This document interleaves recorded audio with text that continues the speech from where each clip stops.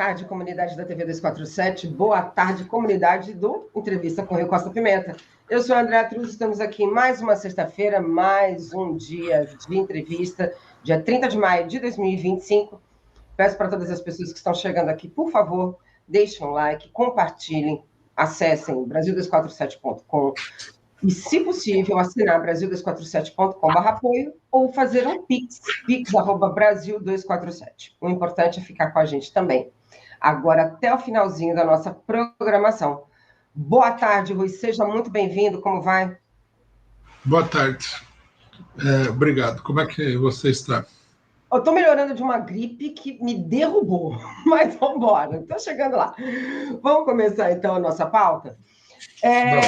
Vamos começar, então, com essa prisão do MC Pose, Rui. Eu passo para você a forma... Primeiro que eu vi ontem, fiquei atordoada.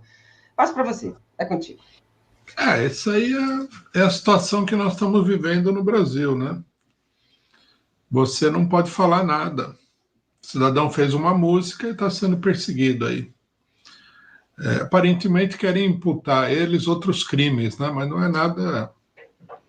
é nada sólido e é um pretexto. O fato é que ele fez uma música,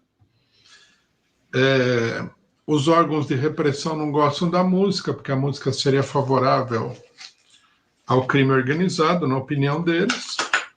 Aí não pode falar, né? Nós vamos chegar num momento aqui no Brasil que você não vai poder falar absolutamente nada. O que não está muito longe, porque a gente vê aí, né, processo de R$500 mil por críticas a figuras do governo, do Estado, né? Figuras públicas. Todo mundo quer calar, você não pode falar nada e tudo é uma grande...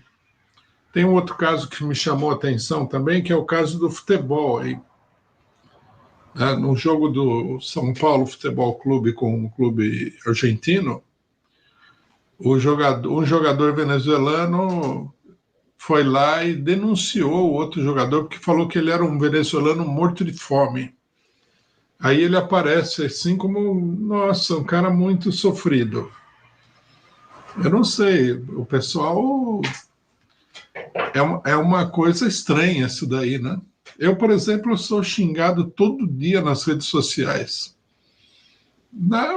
Tudo bem, xinga à vontade aí. Me xingaram de tudo quanto é coisa já. Agora, você fala uma coisa, a pessoa se desmancha, uma manteiga derretida, não pode falar nada, né?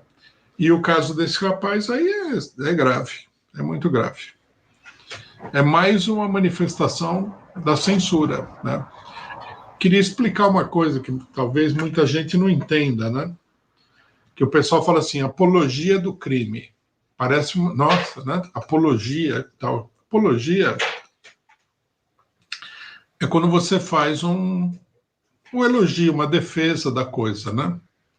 Ou seja, é uma conversa, é um discurso. Né? Você proibir a apologia de alguma coisa é censura. Apologia do terrorismo, não pode. Apologia do crime, não pode. Apologia disso, apologia daquilo. É mais um expediente, né, que os direitistas de plantão inventaram para impedir as pessoas de falar as coisas. Eu acho que é muito grave isso, porque a história da humanidade comprova, né? O silenciamento das pessoas é uma coisa reacionária, é contra o progresso, né? É contra a liberdade política e só teve efeitos negativos, né? Eu gostaria que alguém mostrasse, né, em toda a história do mundo, o efeito positivo do silenciamento de algum tipo de posição política, científica, literária, histórica, filosófica, qualquer tipo de opinião. Todas as vezes em que a censura ocorreu, ela foi um instrumento de retrocesso. Né?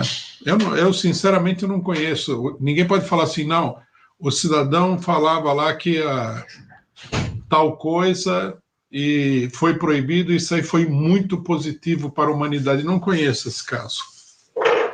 Sinceramente, eu nunca vi esse caso. Hoje em dia, tem gente aqui que é considerada de esquerda que acha que é positivo silenciar os outros. Ah, mas a extrema-direita está contando mentira, como se o mundo fosse um mundo onde as pessoas só falassem a verdade, né?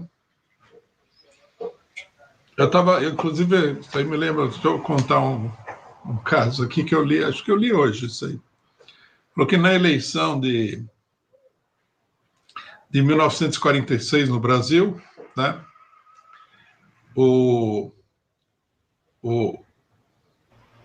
os candidatos situacionistas acusaram o brigadeiro Eduardo Gomes, que era um almofadinha da direita, né, golpista, acusaram o brigadeiro de ser contra os marmiteiros. Que ele falou assim, eu não quero voto desses vagabundos e tal, se referindo genericamente ao pessoal do PTB, né? Aí eles mudaram a frase dele e falaram que ele não queria o voto dos marmiteiros, quer dizer, dos operários, né? E o pessoal do brigadeiro Eduardo Gomes acusou o candidato do PCB, né, deu o nome para ele de Rato Fiuza, e acusou ele de corrupção. Quer dizer, isso aí existe. Eu não vi nenhuma campanha eleitoral até hoje onde todo mundo tenha dito a verdade. A mentira come solta. Né? Então, criaram aí um expediente para o pessoal apoiar a censura. Censura é ditadura, é retrocesso. Né? Não tem por onde. No final das contas, quem se beneficia muito da censura no Brasil são os sionistas. Eu tenho um monte de processos, eu pessoalmente tenho vários processos que eu respondo em nome do PCO, dos sionistas. E todos os processos são porque nós falamos alguma coisa. Quer dizer, é um meio para impedir a defesa dos palestinos. Então aí você tem os sionistas, que são as pessoas que apoiam esses crimes inacreditáveis que estão acontecendo em Gaza, censurando aqueles que são contra. Né? A censura, ela serve exatamente para isso. Não tem bondade na censura. Não adianta falar que está proibido emitir comentários racistas, isso é tudo bobagem.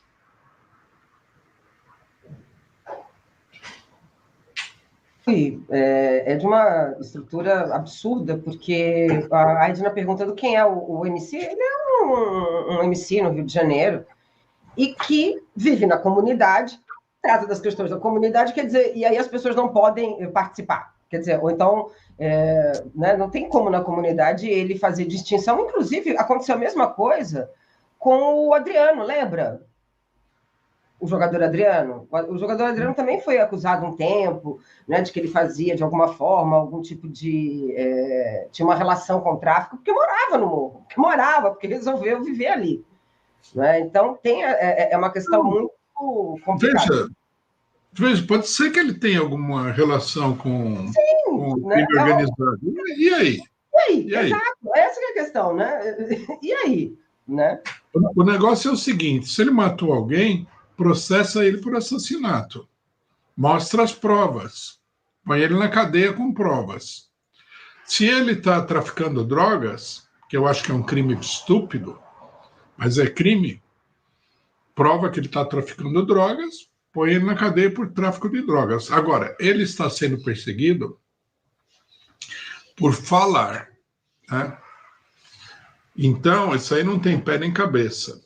Aí o pessoal fala assim, mas o Comando Vermelho, não sei o quê. Veja, aqui um companheiro falou no chat aqui que o Comando Vermelho aterroriza o Rio de Janeiro. Tudo bem, a PM também aterroriza o Rio de Janeiro. Aliás, exatamente. Inclusive, eu coloquei hoje um vídeo, que não é da PM do Rio, mas é a PM de São Paulo, em que ela fazia, não sei se você lembra de um vídeo, que eram os PMs fazendo um canto ali, era um hino, enfim, em que a base dessa música era a chacina de 1992 do Carandiru. Né? Então, quando vem de uma força policial, a música, e eles cantando ali. Tá tranquilo. Tá tudo É crime bem, né? igual. Mas aí, quando é a direita criminosa, não é apologia do crime. É para isso que serve. Né? Tem que deixar o pessoal falar. Alguém quer fazer uma música a favor do massacre do Carandiru? Faça. Deixa a música ser tocada aí. A gente critica, discute, esclarece a população. Pois é. Olha, Rui, eu sei que é uma situação que, assim, né, para lá de um retrocesso, mas a gente vai continuar. Eu só queria trazer uma outra coisa, Rui, porque também falou muito, por conta dessa história do MC Pose, muitas pessoas lembrando, né, que o sertanejo, de alguma maneira, também tem uma alusão ali, não é? A defesa da liberação das armas, e isso também nunca é colocado como algo que tem que ser questionado. Né? Eu acho que tem uma questão ali que é de uma questão estrutural, obviamente pela condição econômica e também pela condição dele, né, social no Rio de Janeiro. Mas para a gente continuar... Só um comentáriozinho, André. O problema que a gente tem que entender, todo brasileiro teria que ter isso muito claro. A lei é para o pobre. Né? Isso é uma coisa da sociedade capitalista. Você vê, o hino da Internacional tem numa parte fala assim: o Estado esmaga o oprimido, o crime do rico a lei encobre. Essa é a realidade. A gente vive nesse mundo. Então, se você quer prender, matar, sei lá o que, é pobre.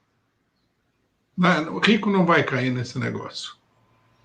Nós vivemos numa sociedade de classe. Com certeza, com certeza. Tanto que, um tempo atrás, lembra aqueles dois garotos que invadiram a pista do aeroporto do Galeão? Né? Obviamente, se fossem dois meninos pobres, pretos da periferia ou da favela, já estaria ali, evidentemente, condenado. Teriam reportagens, né? Falaram, tal, mas como viram ali que, de alguma maneira, são meninos que vêm de uma estrutura familiar e realmente são de famílias importantes, aquilo ficou e a gente nem sabe se vai dar alguma coisa. Mas para a gente continuar, Rui, vamos falar sobre as sanções de Trump com relação a Moraes. Contigo. Sanções de Trump contra o Moraes. Bom, logicamente que nós não podemos aprovar, né, a interferência do governo estrangeiro, particularmente um governo como o dos Estados Unidos, que é o principal país imperialista do mundo. Não podemos aprovar a interferência na política brasileira, por pior que seja o Alexandre Moraes. Né? Então, nós estamos contra isso daí. Nós achamos que não tem que haver sanção econômica de nada. Nós somos, inclusive, contra as tais sanções econômicas que atingem países como a Venezuela, como a Nicarágua, como o Irã, como a Rússia. Né? Então, tudo isso é negativo. Agora, dito isso, é uma briga, na minha opinião, de malfeitores. Né?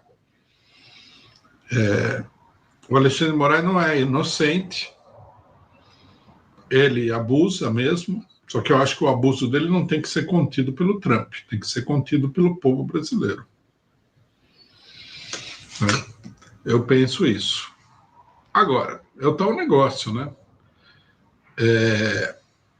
Da mesma maneira que o Barroso declarou, né, que ele pediu apoio dos Estados Unidos contra um suposto golpe de Estado no Brasil, agora os bolsonaristas estariam pedindo apoio dos Estados Unidos contra o que eles consideram que também é um golpe de Estado no Brasil.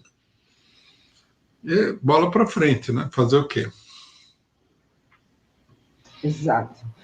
Olha, deixa eu só pegar aqui, depois, Rui, eu vou passar para você, tem uma questão aqui, mas já é um outro tema, mas de qualquer maneira, como é um superchat, eu já vou passar para você, tá? O Rollcaster Brasil, ele pediu para você comentar sobre a perseguição contra os imigrantes nos Estados Unidos, que estão usando a imigração para acabar com os direitos do povo em geral e principalmente para calar as pessoas sobre a Palestina. Ele levanta essa questão da Palestina, né, como esse lugar também de censura, né? Isso daí é um procedimento, né, de todos os governos norte-americanos. Há muita perseguição. Eles levam o mundo à destruição econômica. Aí o pessoal foge da destruição econômica, quer ir para os Estados Unidos. Não sei por quê, porque isso aí, na minha opinião, é um inferno na Terra. Mas, enfim, cada um, né? Cada um tem um gosto. O pessoal vai para os Estados Unidos e aí eles expulsam, maltratam, deixam o cidadão trabalhar na ilegalidade, sem documentos, ser explorado de uma maneira brutal e tudo. Não vejo novidade, né? Um pouco de novidade tem esse negócio da Palestina, né, que o Trump levantou, mas eu, sinceramente, eu acho que isso daí é mais jogo de cena do que realidade. Não vejo que haja nada de novo nessa questão. É muito ruim a situação dos imigrantes nos Estados Unidos, sempre foi, né? Sempre foi. Não é que o governo anterior ele acolhia o pessoal, não é verdade. O Trump acusa o governo anterior de acolher os imigrantes, mas não é assim, não é fato. Esse é um pessoal que é muito maltratado lá, maltratado inclusive pela população local, que é estimulada a maltratar os imigrantes. Inclusive com todo um respaldo agora absurdo com relação a esse processo, né, de caça mesmo contra os imigrantes, que é cruel demais, né? A forma como eles estão usando a população para caçar as pessoas nas ruas é realmente assustador. Mas, de qualquer maneira, tem essa característica, né, de trazer ali uma estrutura mesmo de vigiar e punir, né? Se não for de acordo com os interesses dos Estados Unidos, então vocês caiam fora. Isso é um caos. É interessante, não? É o seguinte, o Trump ele não silencia a defesa da Palestina. Ele ataca porque o imigrante é mais frágil, né? E é um desmentido daquilo que ele mesmo diz, que é o problema da liberdade de expressão. Essas pessoas não têm direito de se expressar a favor da Palestina? Claro que tem. E como é que fica a liberdade de expressão? Para quem acha que a direita, a extrema-direita, defende a liberdade de expressão ou a liberdade, é importante anotar esse fato. Não é verdade.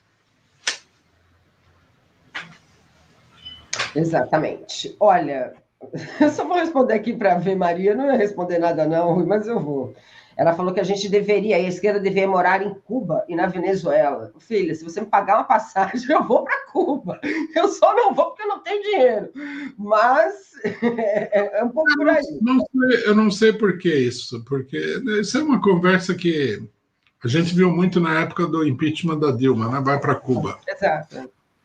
Quer dizer, que se você defende um determinado país contra a opressão, é porque você teria que morar lá. Não entendo isso daí. Me parece uma idiotice direitista. Sempre, Rui, sempre. Muito bem. Rui, deixa eu pegar aqui mais um ponto que eu acho que é muito importante para a gente tratar hoje, que é a crise do IOF. Crise essa que pode colocar, assim, né, de alguma maneira, o governo numa situação extremamente complicada, sobretudo porque as eleições estão aí já, né? 2026 já batendo aqui nas portas. É contigo. Um problema que eu vejo é que o governo, assim, a cada 2 semanas tem uma crise diferente. E não adianta o governo fazer acenos para o grande capital, que o grande capital não reage bem. Então, essa crise do IOF é mais uma crise. Nem acabou a crise, né, do INSS, da aposentadoria. Nem acabou. Continua a crise da aposentadoria e empalmou agora com essa crise do IOF. Né? Bom, a política do governo, esse aqui que são as contradições, né, do governo Lula. A política do governo Lula é equilibrar as contas, que é uma exigência dos bancos. Aí, para equilibrar as contas, logicamente, você vai ter que tirar dinheiro de algum lugar. Alguém vai ter que pagar. Porque dinheiro não cresce em árvore. Né? Nem o governo pode ficar lá com a impressora de dinheiro imprimindo dinheiro, que isso daí leva a uma situação muito caótica na economia. Então, você tem que tirar o dinheiro de alguém. Aí o governo tirou um monte de dinheiro da população. Né? Primeiro, ele fez um negócio muito errado, que foi o negócio das blusinhas lá da China, né? E isso daí, inclusive, como é que se diz? Ninguém ganhou com isso, na realidade. Bom, uma coisa totalmente errada. Depois veio o ajuste fiscal, né? Tiraram dinheiro de vários setores, né? Diminuíram aí determinados programas sociais. E agora, bom, teve a crise do PIX, que foi uma crise gigantesca. Crise essa que mostrou a desconfiança da população em relação ao governo. Aí agora já veio a crise das aposentadorias, aí tem uma quadrilha no INSS, todo mundo está atribuindo ao governo, o governo não é culpado necessariamente da questão do INSS, aí eles foram para o IOF, que afeta toda a população, mas eles decidiram também tirar um pouquinho de dinheiro dos capitalistas. Aí os capitalistas se sublevaram, né? Isso revela o caráter da política. Você tem que tirar dinheiro da população pobre. Né? A corda arrebenta sempre do lado mais fraco. O rico não quer saber de pagar nada. Ele quer que as contas estejam em ordem, mas não quer saber de pagar, não põe a mão no bolso. Né? Então, aí o governo está cumprindo a política do mercado financeiro, e o mercado financeiro está se rebelando contra o governo, porque eles não querem pagar nada. Eles querem que alguém pague, mas eles não querem pagar. De qualquer maneira, mais uma crise do governo, né? Do governo Lula. O que mostra que o governo está numa situação muito delicada. Né? Eu acho que esse é o problema-chave da situação toda. O governo Lula, ele foi reduzido aí a uma situação de total impotência. Não sei o que vai acontecer com esse negócio do IOF, mas não vai ser bom para o governo. Isso eu tenho certeza absoluta. Não. De forma alguma vai ter algum efeito positivo. Até porque também pela política econômica. Se você pega, por exemplo, né, hoje a CNN disse que a alta do IOF expõe despreparo do governo com a economia. Você pega a Folha, falam cotidianamente de que a política econômica do governo é uma política econômica ultrapassada. Então, a gente percebe que tem ali uma tendência, né, a fazer com que coloque no governo ali uma responsabilidade, sobretudo por parte da imprensa, que está para além, que tem a ver com a PEC do corte de gastos, que teria que discutir isso. Eu acho um absurdo a gente estar, depois de quase 10 anos, não poder falar, discutir essa PEC que nos... Né, que traz um decréscimo econômico absurdo. Né? É produto do golpe de Estado de 2016. Né? O Michel Temer engessou completamente a economia. O governo Lula ele fez a aposta de que ele saberia manobrar no interior desse quadro totalmente paralisante que existe. Né? Ele não conseguiu, não está conseguindo. E a situação é dramática. Eu acho, inclusive, que não é por acaso. Né? A burguesia está procurando desgastar o governo. Né? Há uma política de desgaste que é uma preparação das eleições.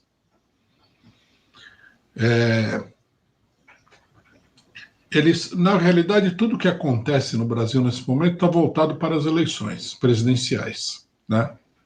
Quer dizer, o controle do regime político através das eleições. O julgamento do Bolsonaro visa tirar o Bolsonaro da eleição. E as seguidas crises do governo, porque essa crise do INSS ela não foi por acaso, né? Foi a Polícia Federal que levantou essa lebre aí. Né? Por que levantou? E por que levantou agora? Porque é no momento certo para o desgaste eleitoral do governo. O IOF é a mesma coisa. Porque o IOF daria para chamar aí o Haddad e conversar com ele. Estão transformando isso numa enorme crise política. Então, eu vejo assim, a burguesia, né, o grande capital, que é quem está manobrando essa situação, eles querem eleger um candidato deles na eleição de 2026. E esse candidato não é nem o Bolsonaro, nem o Lula. Então, eles jogam com duas possibilidades que são opostas. Uma, que o Bolsonaro apoia um candidato de direita contra o candidato esquerdista e derrota o candidato esquerdista. E outra, que o PT apoia um candidato que não seja tão direitista, que tenha uma aparência assim mais palatável, e esse candidato derrote o candidato do Bolsonaro. Eles estão jogando com as duas possibilidades, né? E eu acho que o desgaste do governo, que é muito, né? Você vê que é uma coisa atrás da outra. O governo nem se recupera de uma crise, já aparece outra, aparece outra, aparece outra. Tudo bem que o governo cometeu erros aí, né, no encaminhamento das coisas. Não acho que o IOF seja um erro, isso é conversa dos especuladores neoliberais, né? Mas, por exemplo, a questão do Pix e o que ele fez das blusinhas e tal, foi um erro. Mas, independentemente dos erros do governo, há uma política de desgaste, não há dúvida nenhuma. O pessoal está trabalhando para que o PT chegue na eleição 2026 numa situação difícil. Aí, uma possibilidade seria o seguinte: eles lançam um candidato com uma aparência esquerdista, né? E esse candidato, ele não precisaria ter uma votação igual que o Lula teve na eleição passada, não. Se ele tivesse aí uns 20 e tantos, 27 milhões de votos, ele iria para o segundo turno como candidato minoritário. E aí, com o apoio do PT, poderia ganhar do candidato bolsonarista no segundo turno. Vamos supor um Ciro Gomes, né? Ciro Gomes teve 10 milhões de votos em todas as eleições. Desgasta o PT, aparece o Ciro Gomes, esquerdista, né? Pretenso nacionalista, aquela coisa toda. Uma parte da esquerda vai falar que ele é um grande candidato. Pessoal tem gente aí que é contra o PT, mas apoiaria o Ciro Gomes. E aí, né, num período de grande desgaste e tudo mais, ele, mesmo sendo um candidato minoritário, vai para o segundo turno. No segundo turno, o PT apoia ele contra o candidato bolsonarista. É uma das alternativas, é uma das possibilidades com as quais os capitalistas estão trabalhando, os grandes capitalistas, né? A gente não deve descartar isso de forma nenhuma. E essa política de desgaste serve para isso. Enquanto o pessoal da esquerda e do PT se alegra com a condenação do Bolsonaro, eles não percebem que a burguesia está armando a cama tanto do Bolsonaro como do PT, né? Ah, com certeza. Não tenho a menor dúvida de que essa eleição seria só uma transição ali para eles tirarem o Bolsonaro, mas efetivamente o Lula não é o candidato, né, enfim, né, da burguesia. Vou trazer aqui uns comentários. Primeiro, eu queria falar do Fábio Augusto de Oliveira. A reforma administrativa, com a desvinculação do mínimo constitucional, vai levar a uma rebelião, porque seria um retrocesso. Tem também o comentário do Antônio. Ele fala que o governo é proibido de emitir dinheiro autônomo, só pode ser através do Banco Central, mediante títulos da dívida. O Charles Peirer, o imperialismo tirou a luva de veludo, agora vai ser punho de ferro. O Wellington, do canal falando sobre carros, a política econômica, né, da FSP, gente, desculpa, não estou pegando São Paulo. Perfeito, obrigada. E desses jornalões querem a política do Milei. Querem, eles evidentemente fizeram uma matéria com o Tarcísio, em que o Tarcísio se posta como Milei. Ele falou, não, eu quero ser o Milei da Argentina. Já teve isso, inclusive. O Elias... Desculpa, pode falar. Só um comentário, André. Essa é uma possibilidade, né? O Tarcísio, outro direitista. Uma outra possibilidade é o esquerdista. Aí, por exemplo, se você elege, vamos pegar a hipótese de Ciro Gomes assim para representar essa hipótese, não é que seja ele necessariamente. Sim. Você elege o Ciro Gomes. Ele é um integrante do PSDB.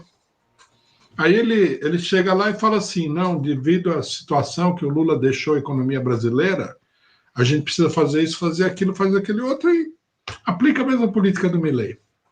Aí uma parte da esquerda vai olhar e fala assim, nossa, ele traiu o programa da eleição, e aí? Ele teria apoio de toda a burguesia.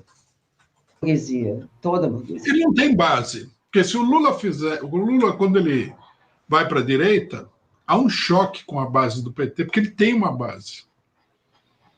Agora, um Ciro Gomes qualquer não tem base nenhuma. Não tem militância, não tem CUT, não tem nada disso. Então ele pode fazer o que ele quiser, que não vai acontecer nenhum desastre, nenhum tipo de problema. Só contar uma história triste aí, né? O que o pessoal...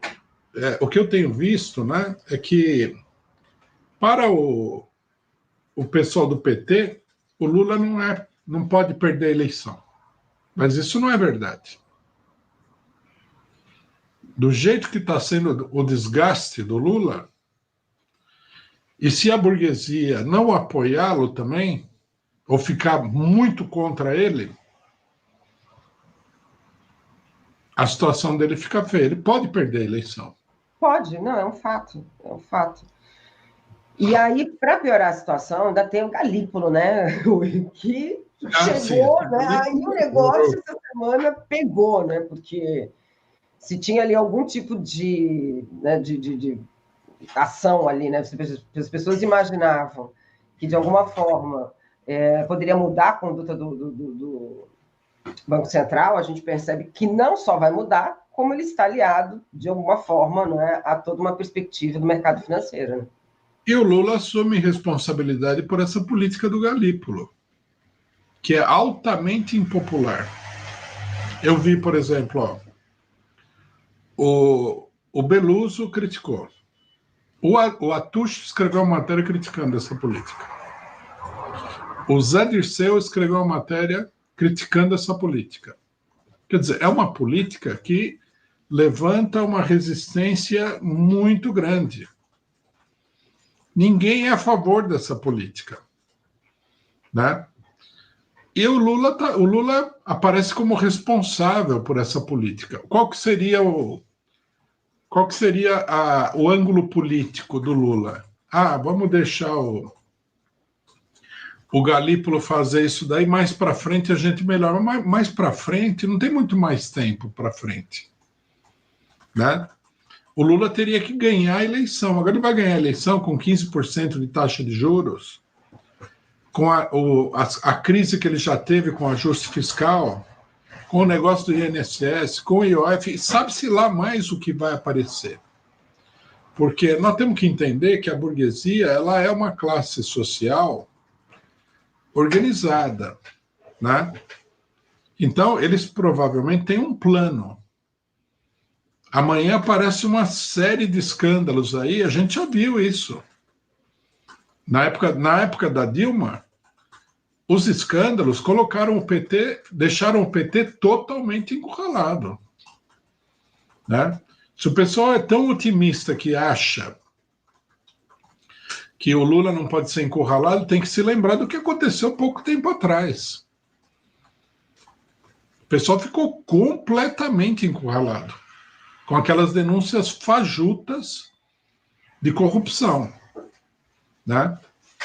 Aí chega na hora da eleição, o pessoal fala, tá difícil aqui, não sei o quê, e o Lula pode até nem ser candidato. Mas tem toda...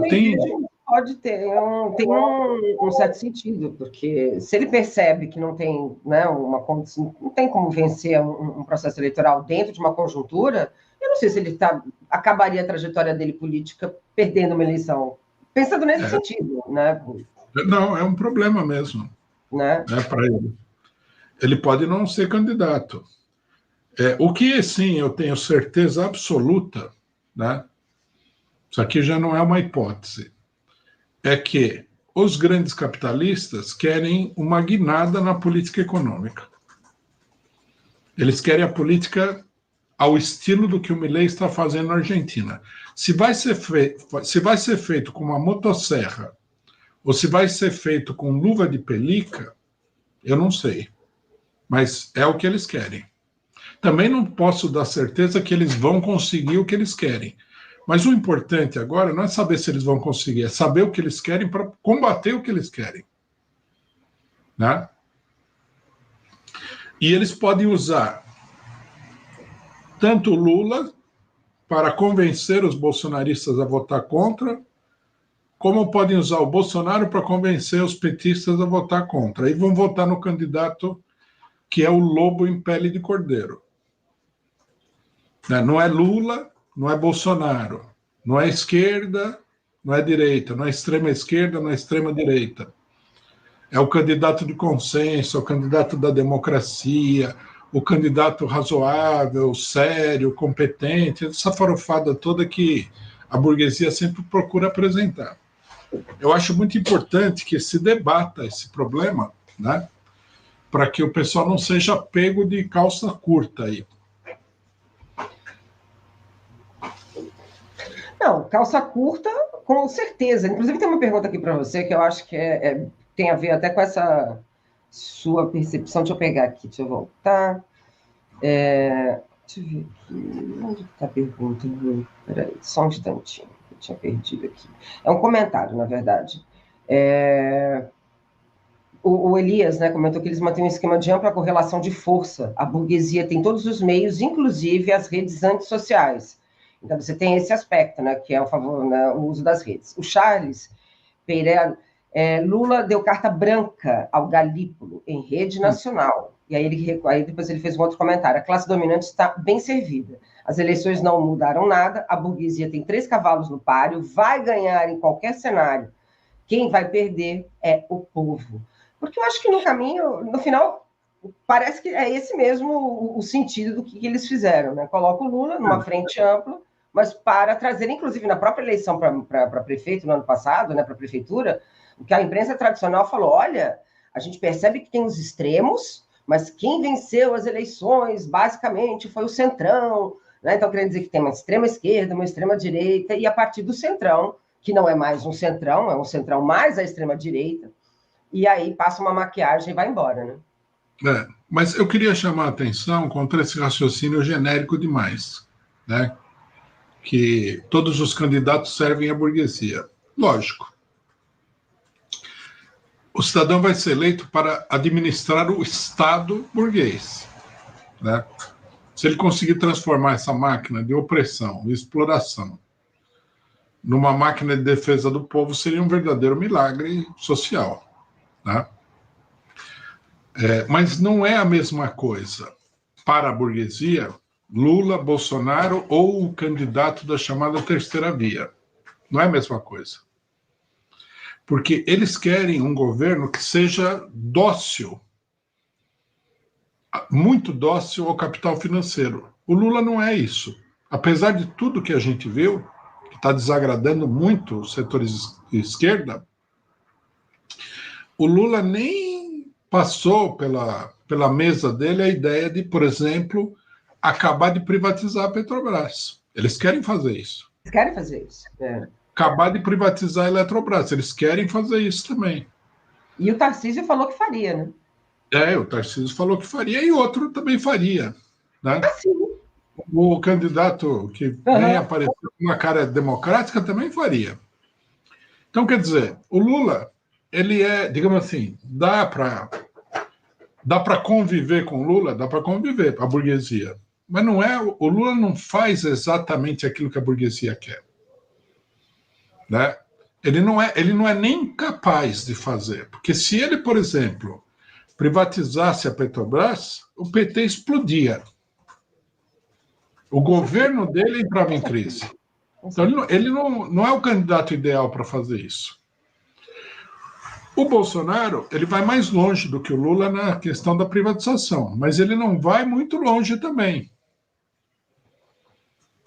Também não é o candidato ideal.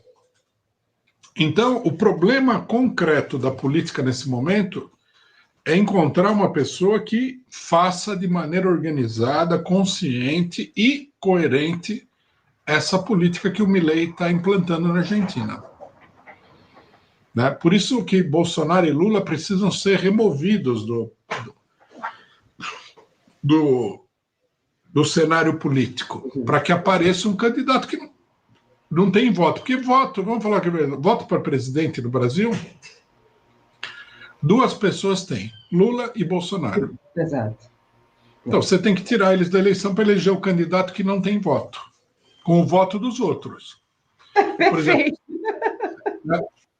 é um truque. A burguesia é muito malandra, né? Nós não podemos subestimar a burguesia. Tem gente que fala assim, mas isso aí é um cenário muito deprimente. É a realidade. Tem que trabalhar com a realidade. Não adianta sonhar. Na política, você tem que saber o que é real, o que é concreto. O pessoal, os especuladores, banqueiros, o pessoal que chamam aí de a Faria Lima, eles querem isso.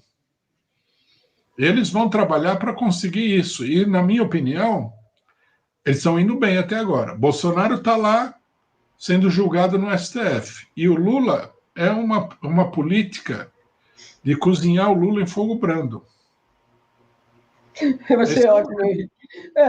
Infelizmente, o negócio está pesado. Mas é isso mesmo. Inclusive, tem até uma questão aqui do Paulista, de Paulista, agradecendo seu superchat. Ele fala, Rui, se o Haddad tivesse sido eleito em 2018, a direitização dele e do PT teria sido pior do que agora? Teria. O Haddad faria uma administração muito direitista. Porque ele não seria ministro do Lula, ele seria presidente. Né? Então, ele teria muito mais liberdade de ação do que ele tem agora. E o Haddad, vamos ter claro, a gente sempre falou isso, o pessoal tende a desconsiderar, né? Ele é uma pessoa, é um elemento direitista do PT. Ele é da ala mais direitista, ele é muito, muito próximo do mercado financeiro, tudo. Você vê que a maneira dele de pensar é uma maneira parecida com o mercado financeiro. Esse Galípolo aí também não é que enfiaram goela abaixo, né? Ele é um homem também do mercado financeiro. Exato.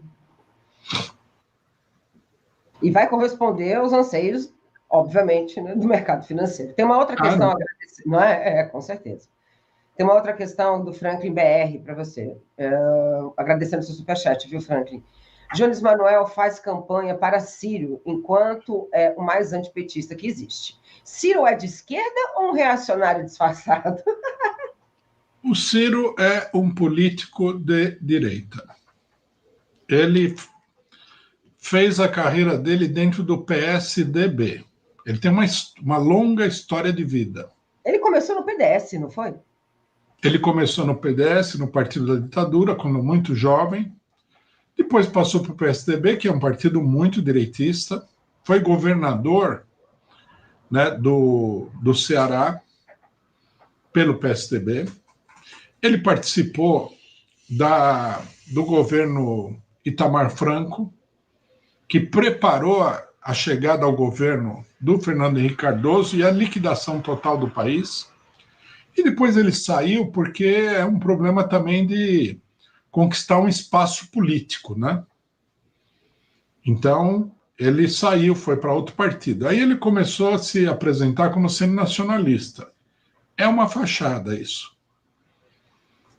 Ninguém deve acreditar em político pelo que ele fala. Você tem que ver o que a pessoa faz. A vida dele é que é o importante.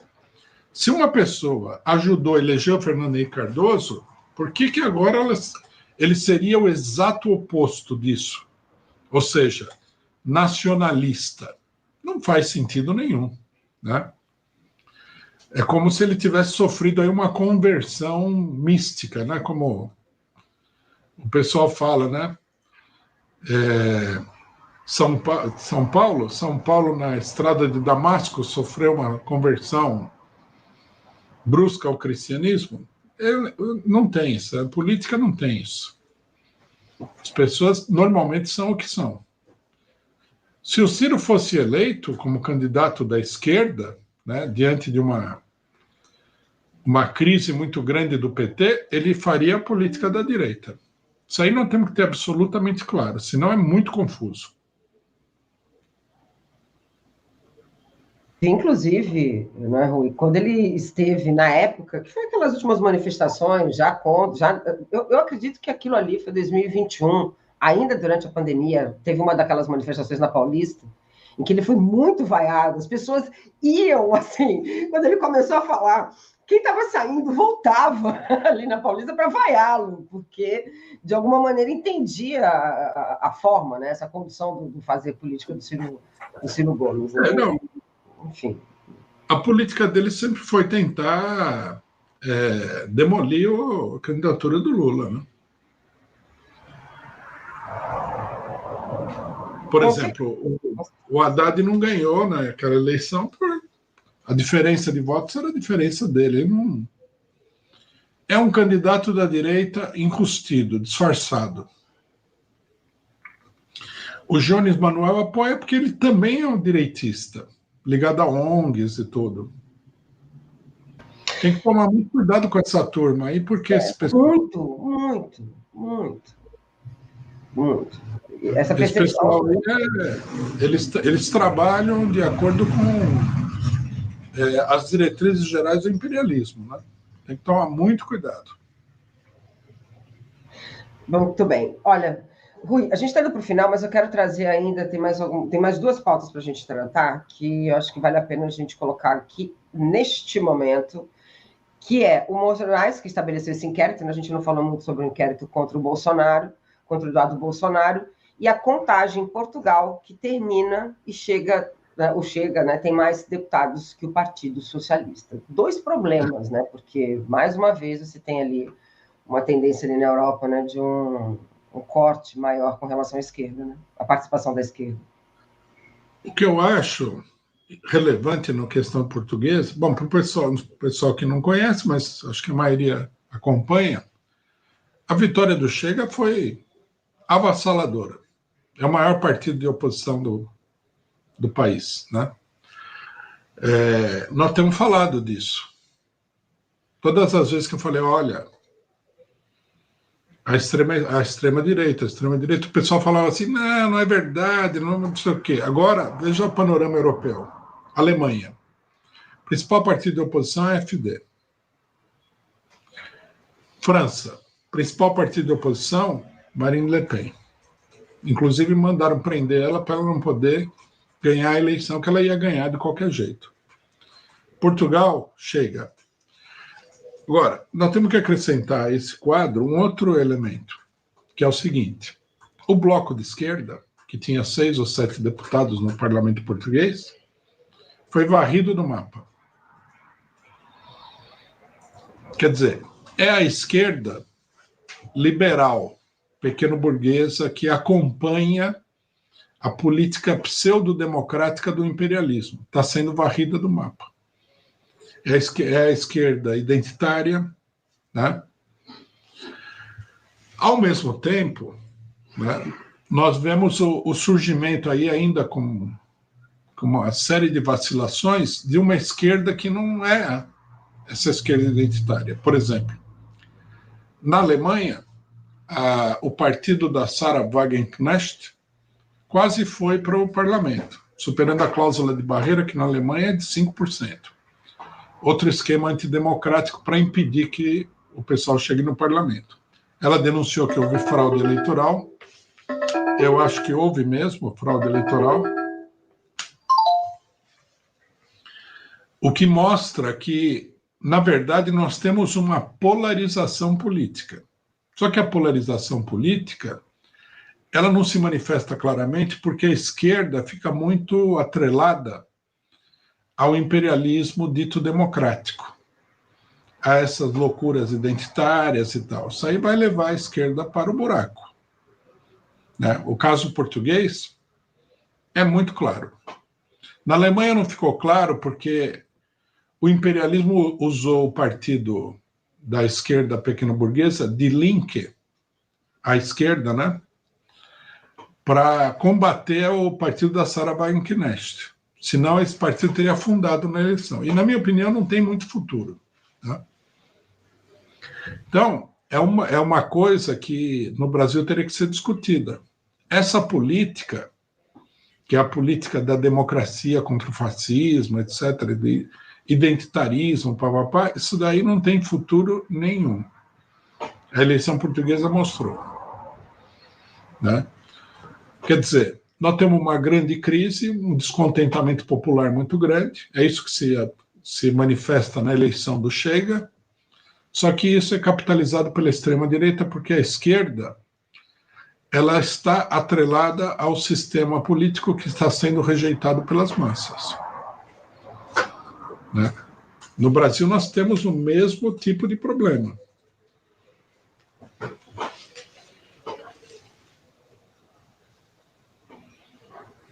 Exatamente. Para a gente...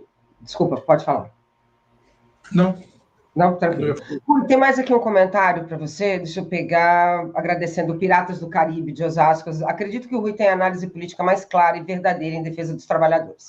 Espero muito ver o Rui em algum debate na próxima eleição. Aliás, estão aqui pedindo para você. Muitas pessoas falam assim, você não vai se candidatar, enfim. Está dado o recado. Rui, a gente está indo para o final, eu vou passar para você fazer o comentário final e amanhã, 13 horas, a chamada. Não, eu acho que esse debate sobre a eleição, não do ponto de vista puramente eleitoral, mas do ponto de vista daquilo que a burguesia está tramando, é um debate central, fundamental. Não adianta a gente chegar e falar assim, o PT vai ganhar e tal. Isso é tudo, não é assim que funciona o mundo. O Lula ganhou do Bolsonaro por 2 milhões de votos. Foi uma vitória difícil. A burguesia sabe disso, ela faz as contas. Ela tem uma máquina política muito poderosa. Né? Por exemplo, esse partido União Brasil, que está se fundindo com o PT, isso vai ser a base de sustentação do próximo governo, se a burguesia se dá bem, tanto de direita como de esquerda. Então, tudo isso tem que ser muito bem discutido, porque o problema-chave em todas as situações é que, quando a burguesia arma um plano desse, o povo é pego de surpresa. Né? Então, no mínimo, a gente não pode ser pego de surpresa, porque eu conheço o efeito. Né? É mais ou menos assim, o que aconteceu na época do FHC, do Collor. O povo escolheu, né? Ele tem popularidade, e é tudo mentira. Né? Para o Collor foi eleito, ele era um nada. Tiraram ele como um mágico tira um coelho de dentro da cartola. Aí o pessoal fica todo na defensiva, vamos criticar o governo, mas o governo foi eleito, teve não sei quantos milhões de votos, é uma máquina política que produziu isso. Não é popularidade.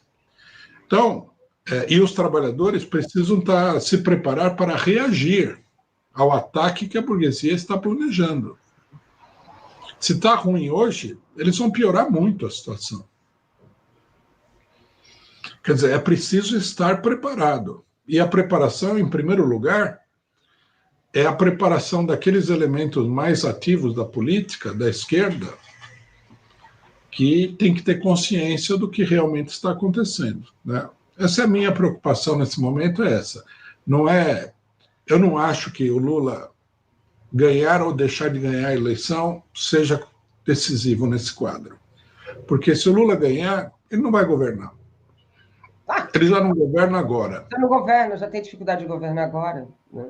Então, você imagina um segundo governo desgastado, mais fraco ainda. O PT, inclusive, está indicando que vai sacrificar todos os candidatos a governador pelas alianças e tal. Isso vai ser muito demolidor. Então, eu acho que esse debate é um debate essencial, né, para se preparar pelo que vem pela frente. Na Argentina, quando Milei subiu, a esquerda argentina não soube dar uma resposta. Não soube denunciar o golpe, o verdadeiro golpe de Estado que foi a eleição do Milei, né? No Brasil, nós temos que acompanhar isso e mostrar para um setor amplo da esquerda que estão preparando um golpe contra o povo brasileiro. E será um verdadeiro golpe de Estado se eleger um candidato desses aí sem voto, tipo Tarcísio, né? Nossa, imagina. Inclusive, só para fechar aqui, tem um comentário do Anselmo, agradecendo também seu superchat, Anselmo José. Rui, o Ciro foi ministro, do Sarney também. No plano cruzado, quando reclamaram com ele do ágio, ele disse: quem cobra é ladrão e quem paga é otário.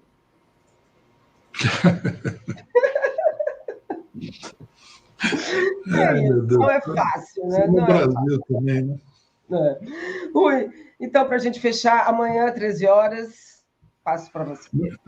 Amanhã, 13 horas, análise política, e queria informar que nós estamos fazendo aqui, nós vamos fazer em julho, a Universidade de Férias, né? O curso, as pessoas podem se inscrever no curso, mesmo que não participem da atividade, que é o acampamento da juventude, né? E assistir o curso. É um curso sobre um tema muito importante, que é a teoria marxista da revolução, né? Acho que todo mundo tem interesse em conhecer melhor esse problema da teoria. Qual é a verdadeira teoria marxista da revolução?